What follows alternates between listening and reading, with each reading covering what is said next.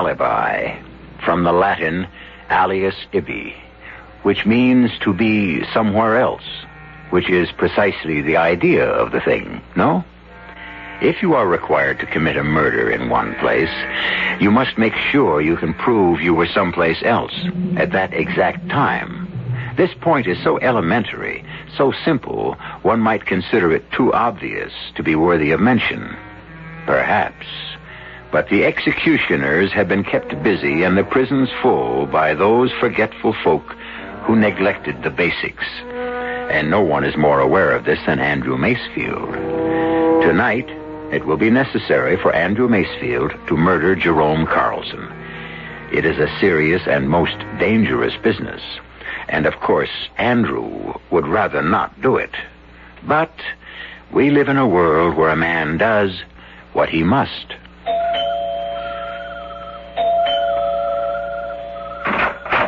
Hello, Jerry. Andy Macefield. Thought you were in jail. Quit the comedy, Jerry. You knew I was out on bail. You going to ask me to come in? No. Jerry, I've got to talk to you. Whatever you and I would have to talk about has already been said. Jerry, you got to give me a break. I know all your stories by heart. And try to understand. And remember, if sinners entice thee, consent thou not. What's this? You? You dare to quote the Bible? Sure I dare. After all, the Bible was written more for me than it was for you. I can't get over this. You gonna make me stand outside? Behold, there has risen a new Andrew Macefield from the ashes of the old. Or has there? Enter, Andrew. Ah, all alone. By yourself.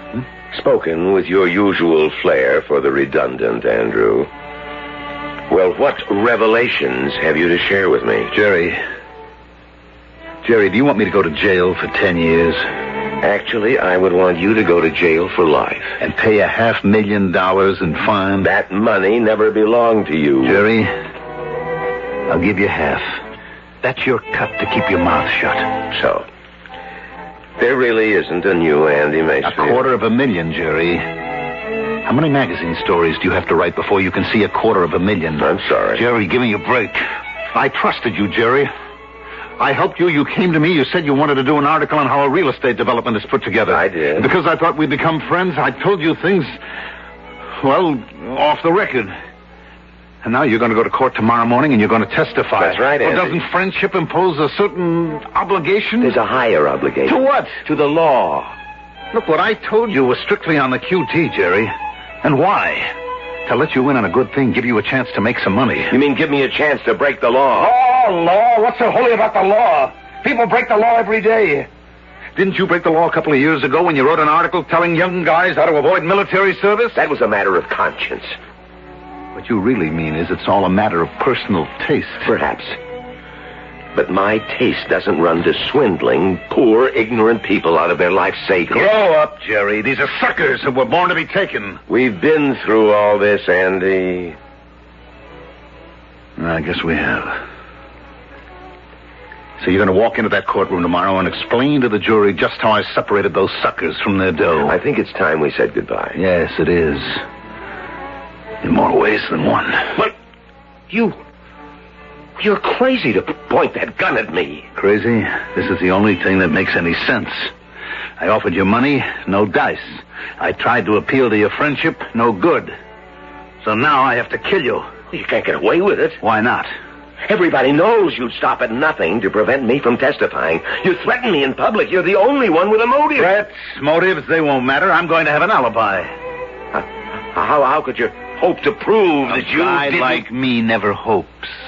He plans. Now, on my watch, I've got exactly 9:57. The coroner is going to fix the time of your death at exactly 10 p.m. Oh, Andy, put that gun away. You think this is a joke, huh? No, Jerry. It's on the level. But I'm going to have an alibi. Marguerite. Huh? Oh, that's the best I've ever heard. Marguerite. Why is it so funny? Because Marguerite is not that kind of woman who could commit perjury. Your problem is you don't know people, Jerry. You don't know what makes them go. Marguerite may have all those letters after her name, but underneath it, she's just a woman. Now, hold it a minute. She loves to be treated like a woman. Marguerite is in love with me. She thought she was, until I came along, and besides, I'm going to give her 10 grand. Oh, I can't believe it. Now, with my left hand, I'll just pick up this phone. I'll put it down and dial. I'm dialing Marguerite, and you'll be able to hear for yourself.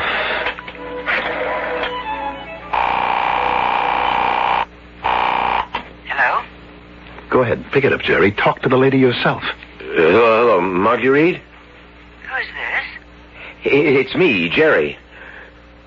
Marguerite, Andy's gone crazy. He's here pointing a gun at me. Oh, no, Jerry. Andy can't be there. Huh? He's here with me. No, he's here. He wants to kill me. Now, dear, he can't be at your place. He's right here, and he's angry. He's No. yelling at me. Just listen.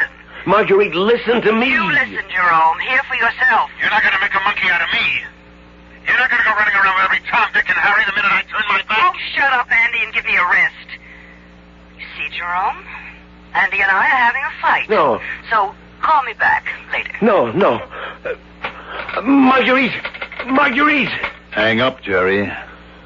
That's all there is. No, listen. My voice is on a tape recorder. That apartment has thin walls.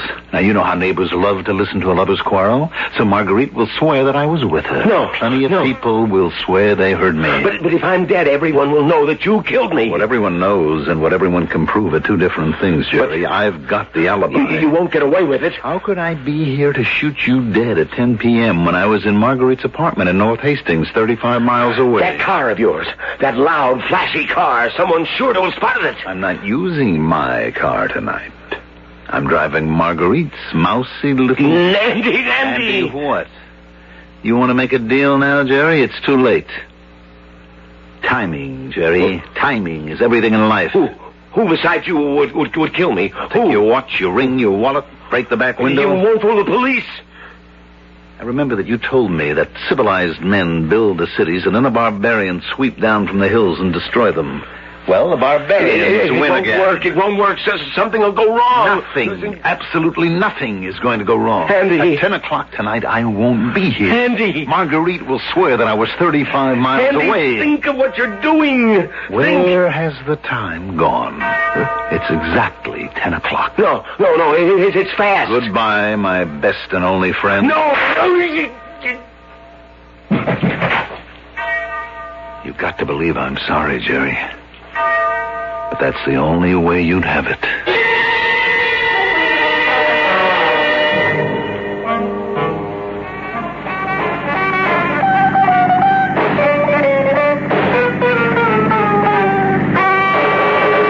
Hello. We're here to bring you dough. This is Harvey Hopkins, old Hop Around Harv, who brings you dough for just being at the right place at the right time. Timing, as they say, is everything in life. It is now exactly 3 minutes after 10 p.m., and we're out on location. Where? We are at the intersection of Route 6 and Main Street, and we have our special police motorcycle escort, and tonight, he's Sergeant Jim Cassidy. Say hello to all the folks, Jim. Good evening. That was Jim saying good evening to everybody, but Jim will have a special good evening for you personally if you happen to A, drive past the intersection of Route 6 and Main, and B, if you have an R and a 5 on your license plate. Yes, sir, an R and a 5. An R and a 5 will make the jackpot, which is $650. All that money for an R and a 5 on your license plate. And if you're the first one to pass the intersection of Route 6 and Main,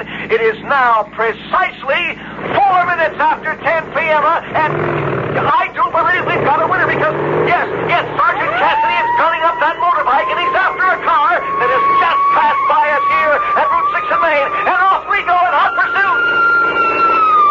Yes, sir. The sergeant's overtaken him, or her, as the case may be, and we have got a winner! Please pull over, sir. What's the matter? What have I done? What do you want? Please pull over, sir.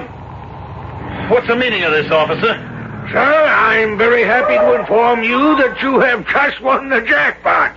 Yes, sirree, folks. He doesn't believe it. I can tell from the look on his face that he does not believe it. I don't have time to stay here. You don't have the time to reach out and grab $650. Do you mind if I just... The money is yours now. What's your name, sir? Please, I don't have The rules and regulations compel us to give this money to the driver of any car with R and 5 on his license plate who I passes... don't have an R and a 5 on my plate. Is that true, Sergeant? His plate number is R55, Harv. Man, you've got it in spades! But I tell you, I don't have a... Don't you even know your own license plate number? This isn't my car. It isn't your car? No, it belongs to a friend. So, if you don't mind, I'll be on my way. One moment, sir. May I see the automobile registration? What do you want to see the registration for? May I see it, please? Now, look, I am a law-abiding citizen. May I see the registration and your driver's license? But I haven't done anything. Friend, all we want to do is give you $650. Your license, please. Yeah,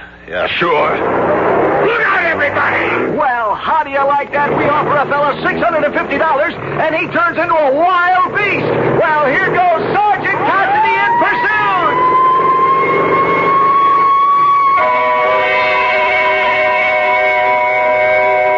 The obvious thing here would be to quote from Bobby Burns, "The best laid plans of mice and men gang off to gley." We could quote him, but we won't, because really the plan didn't go wrong. The plan was fine. Something else went wrong. But what? And how? Where? When? Well, we're really only a third of the way home. You can't expect to know everything right now, can you? I'll return shortly with Act 2.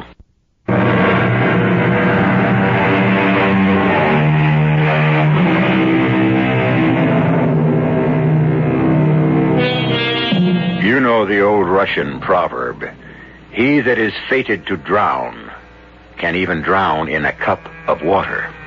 And so it is with our friend Andrew Macefield. Except Andrew will not drown. He will hang.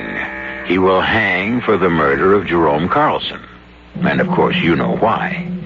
When that beautifully crafted alibi suddenly collapsed, the judge and jury made quick work of the case. The date for the hanging has already been set. And the days, if we may quote that beautiful song, are dwindling down to a precious few. I couldn't help it. It was him or me. I didn't want to do it. He was my friend. Tell him, Jerry, tell him. We were friends. Tell him we were friends, Jerry. We were friends. And you know it was nothing personal. You don't hold it against me, do you? Do you, Jerry? Oh, no, Andy. Certainly not. I don't hold it against you. You see, he forgives me. He forgives me. Tell him. Tell him. I forgive you. You should have said so at the trial, Jerry. You should have said so. I did, Andy. But no one was listening to me. I was dead. Help me. Somebody's got to help me. I don't want to hang. I'll help you, Andy. I'll swear you spent the whole evening at my apartment. That's no good. You're supposed to have brains. You teach college. Don't you know that's no good? How could I have been with you when the cops picked me up? Oh. She never had much practical knowledge. Jerry, they're going to hang me. Yes. That's such an unpleasant way to die. Somebody has to help me. I'll help you. I'll swear you were in my apartment. Crazy dame, that won't work. Somebody's got to do something. I don't want to hang. Somebody do something.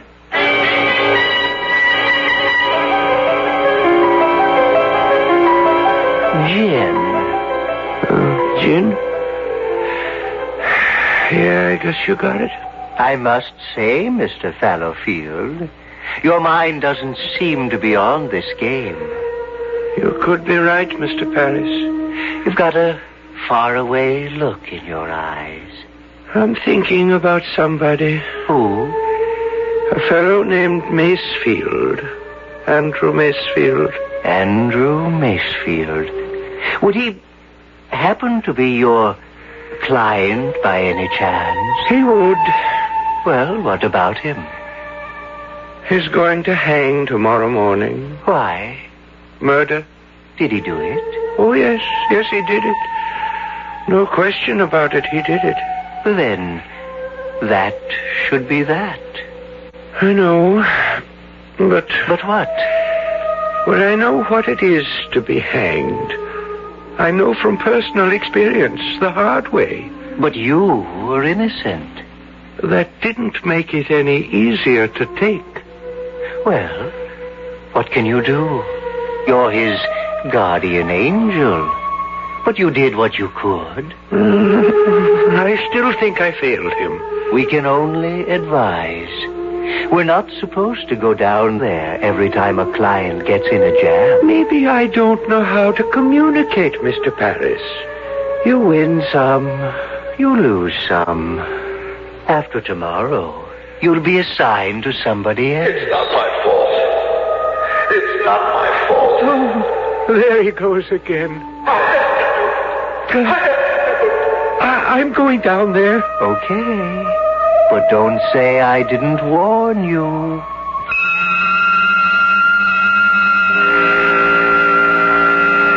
It's not right. It's not right. Help me, please. Somebody's got to help me. Mr. Maxfield. Mr. Maxfield. What? Hey. What do you want? Oh, it's you. Yes, me, Al, the guard. It's not time yet. It's not time yet. No, it ain't nowhere near time. You said you'd let me know in advance. You said you'd give me plenty of warning. Sure. Sorry I had to wake you, but you got a visitor. A visitor? Yeah. Oh, you've got to be joking. Who would want to see me? I would. What? Who are you? May I come in? What do you want? Well, I want to discuss your case. My case? Yes. My case? What case? I've been turned down everywhere by everybody. Is that a fact? It's gone all the way to the Supreme Court. I don't have a case.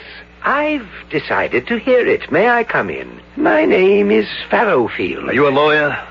Because if you are, you're wasting your time. I've run out of appeals. Besides, I don't have a dime left to my name. I'm not a lawyer. I'm your guardian angel. You're my... Al, get this nut out of here. Don't make so much noise. What's the angle? Come on, level with me, buddy. After all, I'm an old hustler myself. Well, I'm really not supposed to be here. Is that a fact? I want you to have another chance. But you have to convince me. This is going to be my last night in this world. You've been saying you've got a bad deal. Now tell me, why? Why is it a bad deal? You killed Jerry Carson, didn't you? Why shouldn't you pay the price? Because... Well, go ahead, why? I have to know. All right, what's the difference? It's just another nightmare. No sense my getting uptight. You know, this isn't a nightmare. You sent for me. I sent for you? You always send for me, but when I come to you, you never listen. Tell me why you shouldn't hang. You know why. Look, everybody in the world he's got his place in, well, Jerome called it the scheme of things. Now, a wolf kills a lamb. Do we blame the wolf? How can we? He was made for that purpose. He can't help it. But you're not a wolf. And Jerome wasn't a lamb. I am a wolf. I had to be a wolf, or it would have been curtains for me years ago. I had no parents since I was 5 years old. I had to shine shoes, peddle papers. It was hustle or go under. But man has free will. Man decides whether or not... Don't talk to me about free will. I was brought up in a jungle. Other men had mean beginnings and have risen I'm above... not other men. I'm me. Look, somebody made me into what I am, the kind of guy who'd have to commit murder one day. Now, why should I have to hang for it? That, then, is the point of your brief? Whatever it is, the defense rests. But why do I say defense? I should say prosecution. Why should I be on trial? Whatever made me into what I am should get the rope. So, you want another chance? Oh, definitely. I've got one coming. Another chance? To do what? To be what I always wanted to be. What? Don't laugh. A writer. A writer, like your friend Jerome? Yeah. You see, I learned something from him. Now, he didn't have much money. How many people ever heard of him? But he was happy. You know why? Because he was creative. And he was expressing himself in the right way. You know my problem? No. I'm a creative guy, too, but I didn't have the education to express it in stories and plays and scripts, so I expressed it in creating hustles and deals. Do you see? Yes. Now, that hustle I put together, the last one, that was a work of art. When I had to kill Jerry, even the alibi, you've got to admit, maybe it didn't work. But it had a touch of class to it. Another chance. And this time you'd become a writer. And you'd express yourself in fiction. This time, would you listen to me? Would I listen to you? Look, if this is on the level, would I forget how close I came to that rope? Will you listen to me this time, Andy? Will you? Sure. I shouldn't say this, but my job would be on the line with you.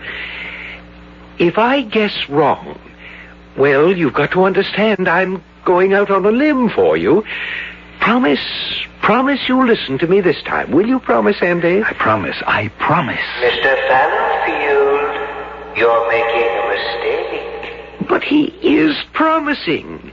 He's promised me, Mr. Paris. Okay, Mr. Fallowfield. Don't say I didn't warn you. Andy, will you become a writer? Yeah. A fine writer? And a credit to both of us. Yeah, sure. Hey, look at me. You got me believing it. Andy, in just 1 minute, a strange thing is going to happen to you. You won't be in this jail. No? Where? Where will I be? I don't know. Because you will have lived a different life, I hope. And so you will be wherever that life has taken you. But where are you going to be? Where I'm supposed to be, Andy. Watching over you, trying to guide you. And what will I have become? What you claim you wanted. A writer. A writer? Will I be rich? Famous? Why? Is it important? As long as you're creative, isn't that the main thing? Sure, that's all that counts. Andy, in 30 seconds, you'll be 37 years old, just as you are now. But instead of being in a cell, you will be wherever your different life has led you. And Andy, I hope you keep your promise and listen to me.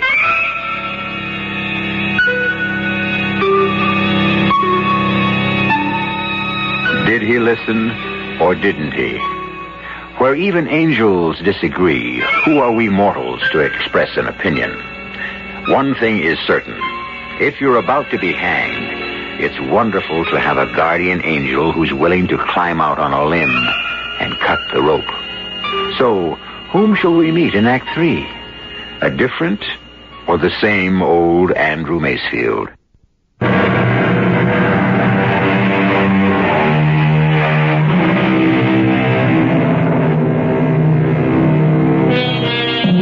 The moving finger writes, and having writ, moves on. Nor all your piety and wit can ever lure it back to cancel half a line, nor all your tears wash out a word of it. We humbly beg to differ with you, O great Omar Khayyam, because our man Andrew's piety and wit has lured back the moving finger, and his tears have washed out every single word of it. In his death cell, he swore, "Give me another chance, and I'll become a great creative writer. Let me live my life again. I'll make something of myself."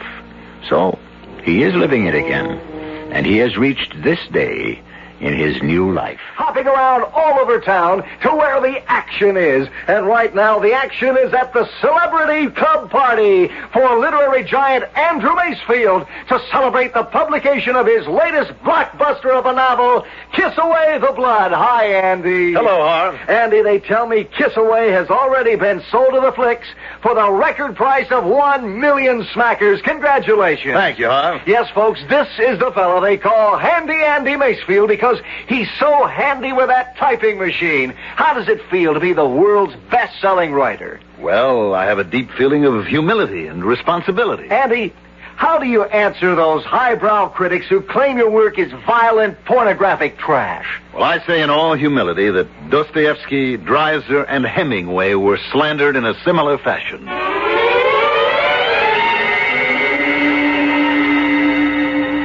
Gin. I've got gin, Mr. Fallowfield. So you have, Mr. Paris.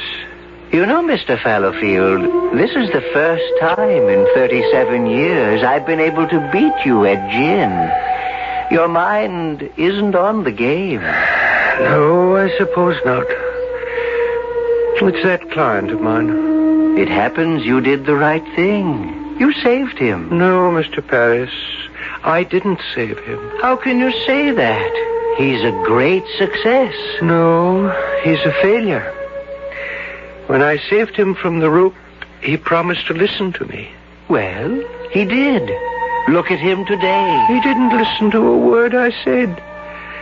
He squandered his gifts. He frittered away his talent. He said he wanted to be truly creative, like his friend Jerome Carlson. But he lied to me. All he wanted was success. What's wrong with success?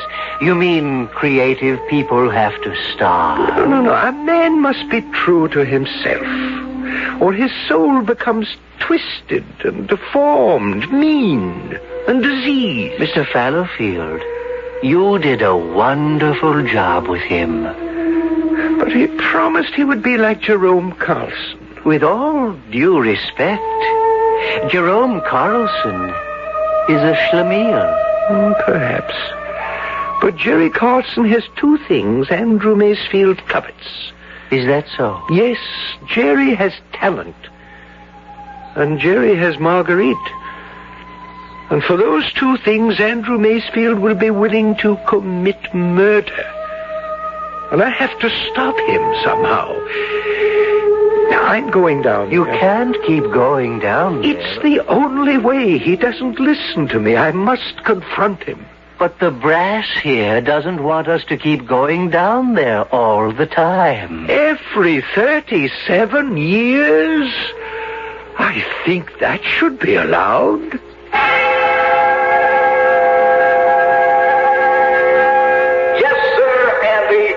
Criticize all they want. You can laugh all the way to the bank. Folks, let's hear it for one of the sweetest, most humble guys on earth, Handy Andy Macefield. Well, that's finally over. Mind if I turn the TV off? Jerome, why didn't we go to that party? Marguerite, my dear, you know what I think of those parties. Andy begged you to come. I wouldn't be seen. I know. You wouldn't be seen at a place where rich, successful people get together. You like to wallow around with miserable, neurotic losers. Failures, like yourself. And I don't think of myself as a loser, and I don't believe I'm a failure. I write what I please. Maybe it pleases you. Doesn't seem to please anybody else. I have faith in myself. And one day... Certainly, one day... when we're old and gray. Didn't you feel sorry for that pompous jackass preening himself on that program? I am filled with humility. You're jealous. Me jealous of that untalented slob? He's a fine, sensitive, humble human being. You know, Marguerite, maybe you should have married Andy. Maybe I should have.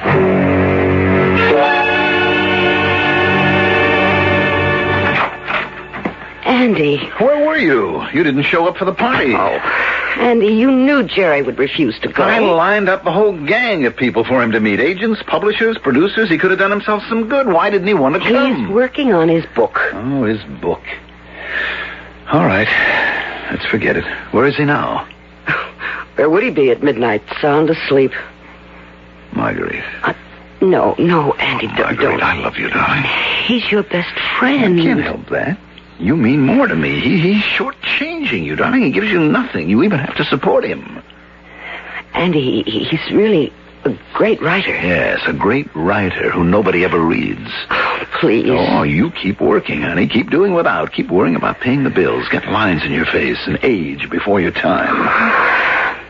I don't know what to do. Divorce him. Oh, I can't.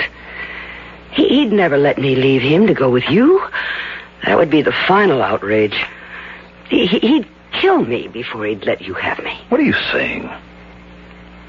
Andy, there's only one way I could ever leave him to go with you. And that's if he were dead. Well, I don't believe it. You mean you don't want to believe it? But you're a realist. You know the things that have to be done to get what you want. Think about it. Think about what? Reality.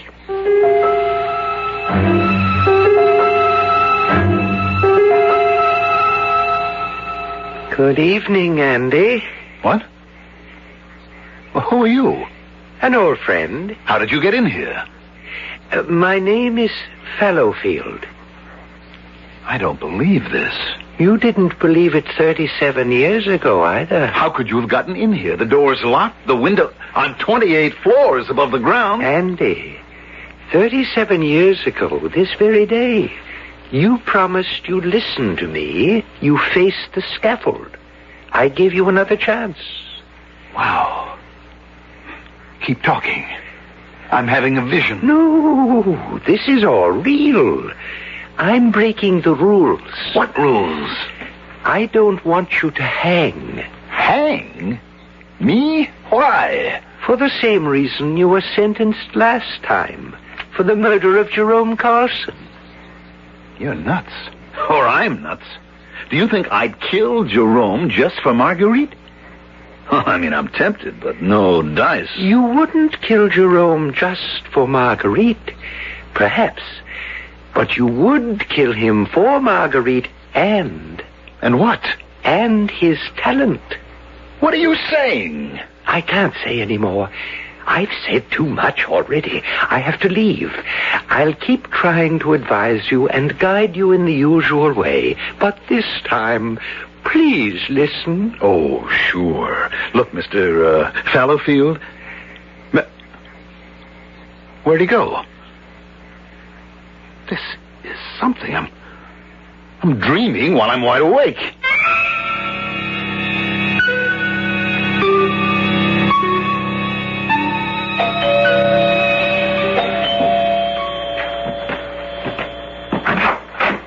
Well, it's Jerome. Busy, Andy? When a pal knocks at the door, come on in. What have you got there? In this little carton... Well, it looks like a manuscript. It is. But to call it a manuscript hardly describes it. It represents my entire life's work. In what way? It's my life as a writer, Andy. Everything I ever thought, felt... And this manuscript, these 500 pages... They decide whether I have the right to call myself a novelist. Well, I'm sure it's great. What's it called? The Garrison of the Dead. Great title. What's it about? It's about all of us. Sounds heavy. You are my closest friend. I value your opinion. I want you to be the first to read it. Oh, Jerry, I'm honored.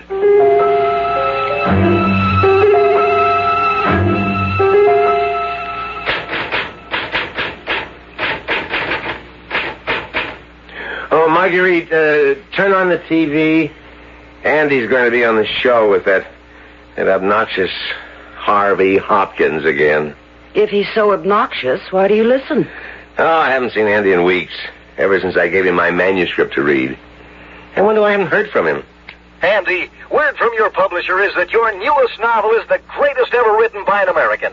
Different, completely different from anything you ever did before. I quote, a big, brooding, philosophical... Yes, that's true. What's the title, Andy?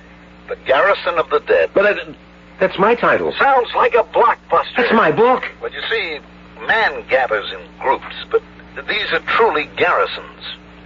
And man thinks he's fighting for life, but in reality, he's already dead. That is Reed, it's mine. It's mine. He stole my book. Calm yourself, my dear. You stole my book. What book? The one I asked you to read. Jerry, are you ill? Do you deny that you stole my Jerry. book? I asked you to read it so you would see what you could have written if you hadn't frittered away your talents. I wanted you to read the work of a novelist, you pornographic hack. Jerry, you've gone crazy. You won't get away with it. I'll sue you for plagiarism. I'll expose you for the fraud you are. Jerry, please, don't make a fool of yourself. Andy, we're in trouble. Why, Marguerite? The trial tomorrow, the plagiarism trial. Andy, Jerry has proof. Proof! How could he have proof? He's been writing Garrison for 20 years. He started when he was in the Army overseas. The first 2 chapters were published in some obscure provincial magazine in Germany. What are you saying? Now, the magazine went under years ago. But he has a copy with those 2 chapters and an outline. Andy, tomorrow in court he can destroy you. Us. Now, wait. Just wait. I've got an idea. Suddenly, I've got an idea. What time is it now? 6 o'clock. All right. Drive over to my apartment. I've got a plan, Marguerite. And it's foolproof. Put that gun away, Andy. You're crazy. This trial has generated too much publicity. Everyone will know that you killed me, and why? Forget that I'll have an alibi. How could I have killed you here in South Freehold at 10 p.m. if I was at my apartment in North Hastings? Marguerite's covering for you won't help. What was she doing in your apartment anyhow? People will ask. She came to me as your loyal, loving wife to beg me to go easy on you. No, you won't get away with it. Oh, yes. At 10 p.m., when you were killed by a burglar, No. I'll be able to prove I was in my apartment. Would your wife lie to save me? No. So you see, Jerome, I get it all. The woman, the fame, No. and you won't get the chance to show that magazine. You won't get away with it. Keep No. saying that if No, it you makes won't. you feel better. No, please, Andy, no. I'm sorry, Jerry. I'm really sorry. But I had to have that book.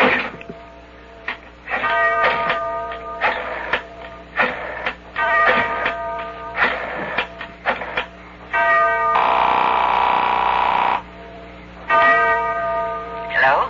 Marguerite, it's exactly 10. And we no longer have a problem. I'll get on the turnpike and see you in an hour. You were here with me all the time, darling. Of course.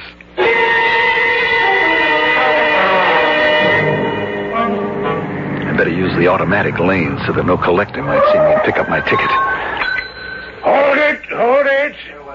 Here's our man, boys. What's the matter, Sergeant? Sir, it is my present duty to inform you that exactly 4 minutes past 10 this evening, you have become the 1 millionth motorist to use the turnpike. What? The Turnpike Authority presents you with his savings bond. All right, take his picture, boys. Hold it right there, sir. Now, sir, what's your name? Mr. Fallowfield. I remember. Now I remember, Mr. Fallowfield. Listen. I had to have that book. I had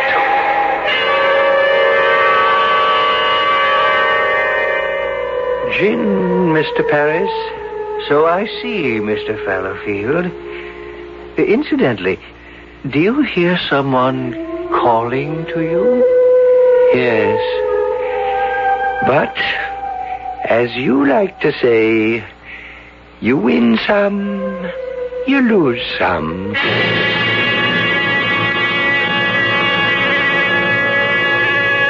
Well, what do we know for sure? We know for sure that back at that toll booth, they asked Andy his name, and his name turned out to be Mud. And what does it prove?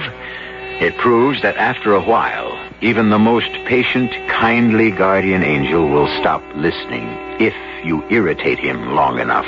So, please listen to yours. I shall return shortly.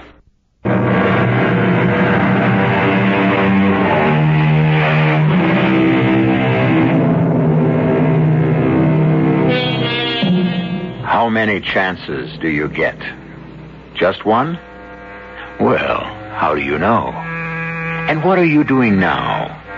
Is it something you may have done before and paid a price for? How do you know? Since you never know, and since there's no one who can really tell you, stay with what you can count on. And you can count on being with us 7 times a week right here on my Mystery Theater. Our cast included Mandel Kramer, Joan Lovejoy, Court Benson, Leon Janney, and Bob Caliban. The entire production was under the direction of Himan Brown. And now, a preview of our next tale. It's incredible. That's what it is. Now, just a minute. You say she was willing to pay $1,000 for it. For imitation leopard skin. But she wanted it and had to have it for her twin sister? Yeah, well, I don't buy that, Mother. This second attempt to get a hold of the coat. I mean, by a guy who was ready to kill us in an accident if it turned out that way. No. There's something about that coat. Something somebody wants. Yes, but what could anyone want with an imitation leopard skin coat? Where'd you buy it, Rose? Harrods in London. I wish I knew how to straighten out the mystery of Rose's coat. Oh, dear. You don't straighten out a mystery. You solve it. And I ought to know. I've read hundreds of them every year. Solve most of them, too. We'll try solving this one then, Aunt Ruth. Well, as a matter of fact, I've been thinking, and I may have the answer. This is E.G. Marshall inviting you to return to our Mystery Theater for another adventure in the macabre. Until next time, pleasant dreams.